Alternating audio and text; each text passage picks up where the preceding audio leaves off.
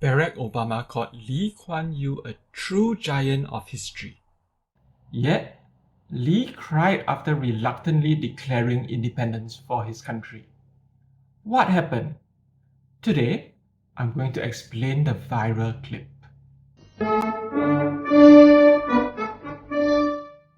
It's 9 August 1965, and Singapore has just declared independence from Malaysia. Journalists gather to ask Lee questions. The first question is also the most delicate. It's about foreign policy. Guess which country it's about?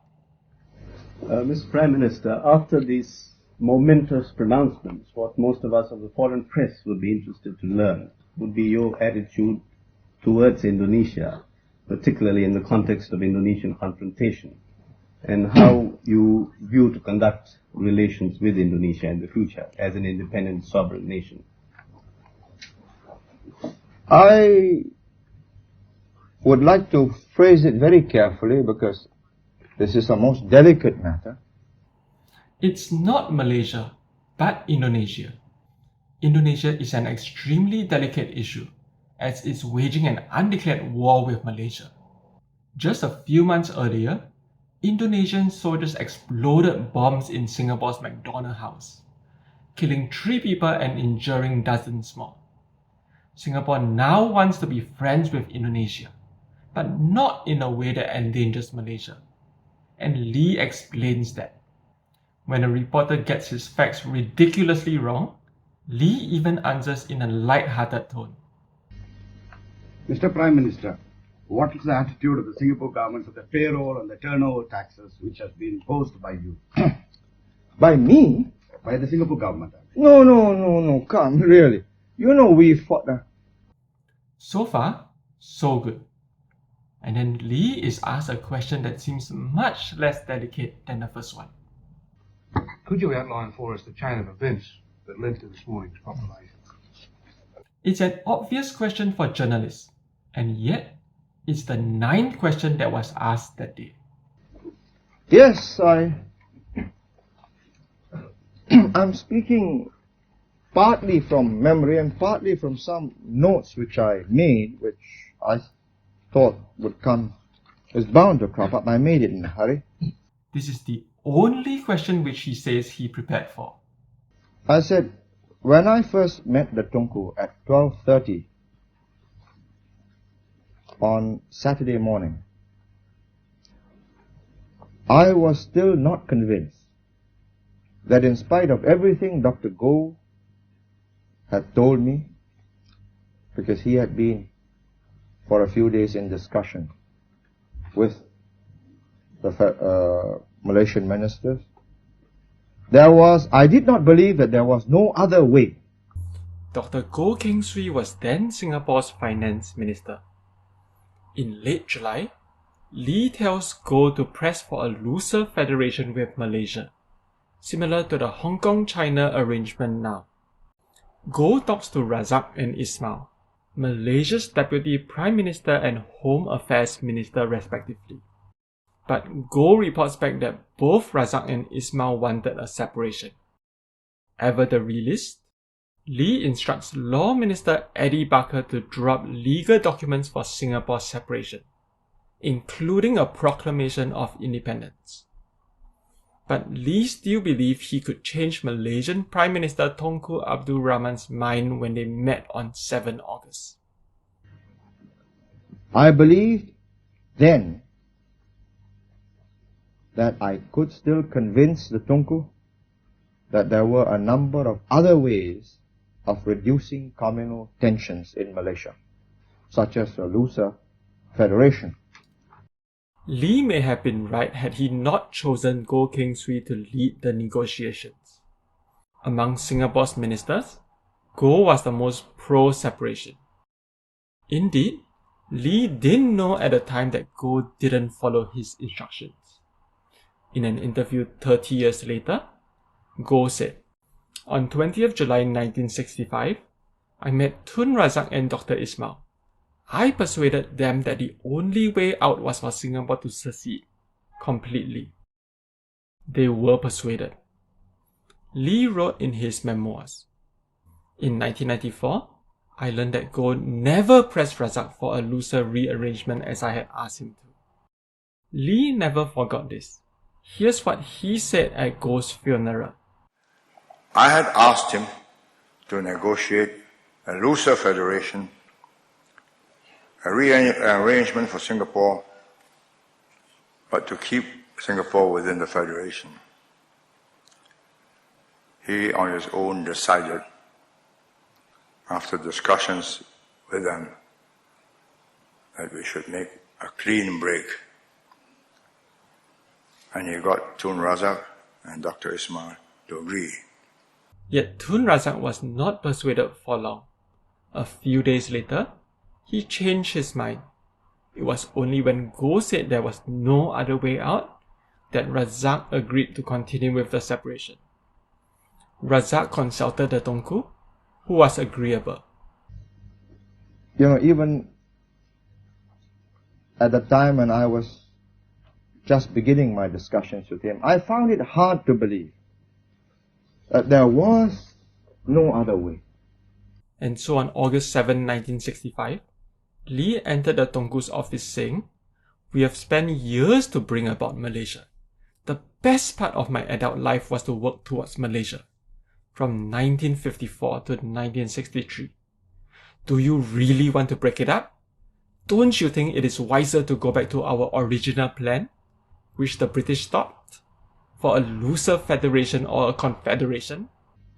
But after my talk with the Tunku, and with the Tunku alone, mind you, the other members of some other ministers were there, they were in another room. I thought it's better we let our hair down and speak frankly to each other, because their ministers had been talking to Dr. Goh for a few days, and now I was meeting the Tunku for the first time. After what he told me when we were alone, I realized there was no other way than what he thought was the solution.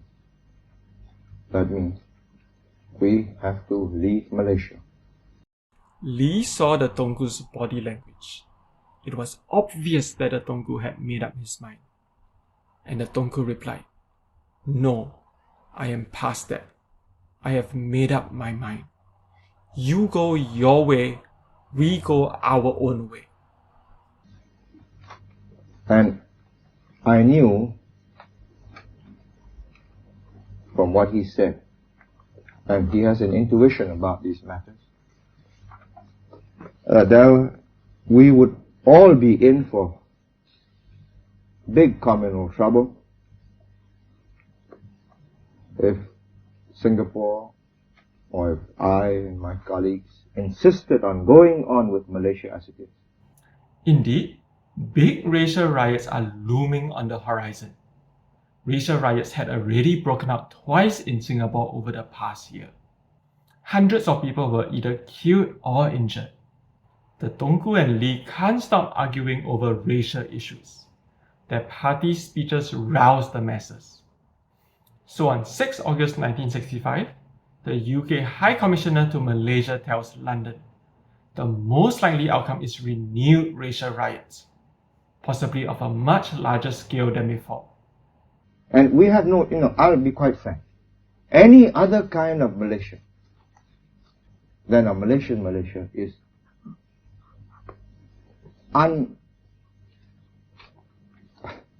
unacceptable. You can't get people to accept it. If I had to guess where Lee veers off script, it would be here. He stops giving facts and starts sharing his opinion. And this opinion is at the heart of the Singapore-Malaysia conflict. Lee wants a Malaysia where the state is not identified with the supremacy, well-being, and interests of any one race. On the other hand, the Malaysian government wants Malay special rights, because the Malays are the indigenous people, and they were disadvantaged most by colonialism. Well, perhaps now with Singapore out, there could be a Malaysian Malaysia, because the process will be much slower, will be much more gradual. Tomorrow, Lee will say that he shouldn't interfere in Malaysia's politics. But for now, Lee comments on what is now a foreign country. The impetus of a highly urbanized and politically sophisticated city and 2 million people in it maybe set a pace which was too, well, which they thought was too fierce, but too rapid. I didn't think so myself, but, because I felt that this... The Tunku rejects the idea of a Malaysian Malaysia entirely, but Lee thinks that the idea was just introduced too quickly. So it's understandable that the Tunku thinks that both sides were on a collision course. Unless a stand was taken against all these outpourings every day in the Jawi newspapers, everything will be lost. Lee talks about losing the work he put in to make Malaysia, but manages to retain his composure. But that's all over, done with. We don't want to raise the matter. Indeed, it's a done deal. Tomorrow, Lee will pull the PAP out of the Malaysian opposition alliance he created. Utusan can come on and sell in Singapore. I don't mind, so long as, we don't have any trouble. Let it go on. We've got to be reasonable. Utusan Melayu was a Malay language newspaper that started in Singapore. In 1965, it was publishing articles highly critical of Lee. It continued to operate for another 5 years. But I would say that Tunku convinced me when he told me that he could not go on holding the situation much longer, and that he could see real trouble in Malaysia if Singapore continues to be in it. Lee gets back on script. In Singapore's 1964 riots, dozens of people died, and hundreds were injured. If the Tunku can't prevent a repeat of these riots, it's understandable that Lee wants to leave. Well, I met the Tunku again yesterday morning because a number of my colleagues felt very strongly against this, and I told the Tunku so. Even after Lee concluded that separation was inevitable, 3 of Lee's ministers strongly objected. And everybody knows that a good number of my colleagues were born, bred in Malaya, and they feel passionately about what they consider to be their homeland. Dr. Toh Chin Chye, Singapore's Deputy Prime Minister, was born and raised in Perak. S. Rajaratnam, the person who would write Singapore's pledge, was raised in Negeri Sembilan and Selangor. Ong Pang Boon was born and raised in Kuala Lumpur. As of today, he is the last surviving minister to sign the separation agreement. They came, they settled here, they got jobs, they became Singapore citizens, they become Singapore ministers, but they are basically Malaysians, all Malayans. They all had family in Malaya and didn't want to be separated from them. I think Dr. Toh, who was chairman of the Solidarity Convention, would not have signed. And I told the Tunku so, that unless the Tunku convinced him that there was no other way. And so Lee spent hours persuading Dr. Toh and Rajaratnam to accept the separation, but they would not budge. In the end, Lee told Dr. Toh to see the Tunku. Dr. Toh hoped to change the Tunku's mind, but the Tunku would not even see Dr. Toh. I don't know whether Dr. Toh wants to, disclose. I think he will have to disclose this letter eventually, but the Tunku put it very simply to him that there was no other way, and that there will be a great deal of trouble if we insisted on going on. Here is the Tunku's letter to Dr. Toh. I have given the matter of our break with Singapore the utmost consideration. There is no other way out. Dr. Toh and Rajaratnam realized that something had to give, but they still could not bring themselves to sign a separation agreement. So Lee told them that if they would not sign, he would not go through with separation. He didn't want a divided leadership, but if there was any blood spilled, Lee's conscience would be clear. Dr. Toh and Rajaratnam were reluctant to take any responsibility for more violence, so they both signed the agreement. They then persuaded Ong Pang Boon to sign. In the end, it was the threat of another racial riot that convinced the three holdouts that separation had to happen. And I'd like to add one. You see, this is a moment of, every time we look back on this moment when we signed this agreement which severed Singapore from Malaysia, it will be a moment of anguish. I mean, for me, it is a moment of anguish because all my life,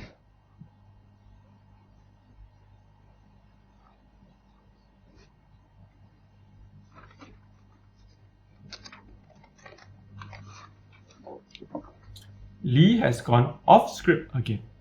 He again batters his emotions.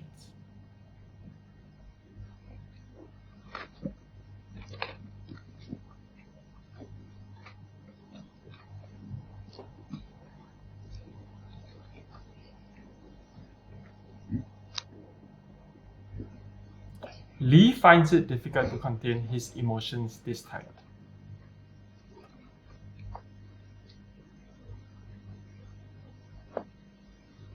you see, the whole of my adult life,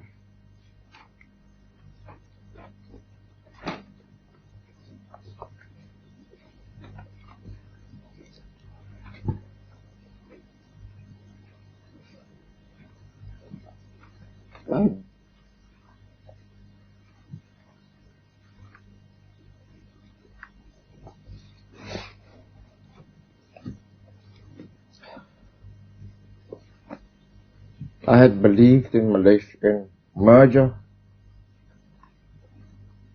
and the unity of these two territories. As a people connected by geography, economics, and ties of kinship,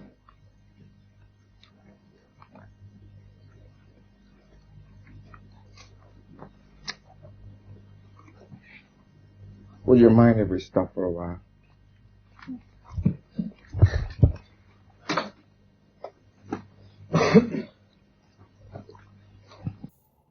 The press conference resumed shortly, but the ghost of separation haunts Lee for a while. He stayed in isolation at Changi for weeks. Parliament only reconvened in December, a full 4 months after separation. It's easy to paint either a story of Singapore leaving voluntarily or being expelled, depending on which facts you want to emphasize.